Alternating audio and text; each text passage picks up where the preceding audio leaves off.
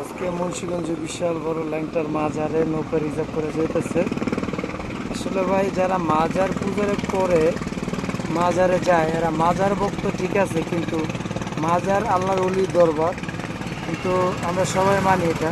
কিন্তু কিছু কিছু মানুষ মাজারে যাইয়া এই যে এরা যায় বেশিরভাগ লঞ্চঘাটে দেখলাম এরা মাজারে যায় ঠিক আছে, কিন্তু গাঁজা খেয়ে গাঁজা সহকারে ধরা পড়ে পুলিশের সাথে অ্যারেস্ট হইল।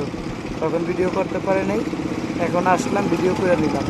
এরা মাজারে যায় অলি আল্লাহ দরবারে, এরাই হচ্ছে ভক্ত নামে, এরা হচ্ছে উল্টাপাল্টা কাজ করে দেখে মানুষ বলার সুযোগ পায় যে আল্লাহর অলির দরবার ভালো না, এরা গাঁজা খায়। বিভিন্ন দরবার আছে যেমন নামদারি দরবার,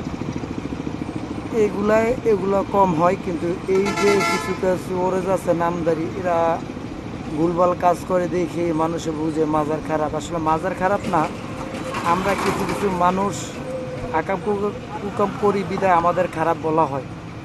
আমরা নিজেরাই নিজেদের বিবেক দিয়ে কাজ করি না বিদেই আমাদের খারাপ বলা হয়। নাইলে মাজারের সব মাজার খারাপ না, সব মাজার ভালোও না। আসসালামু আলাইকুম।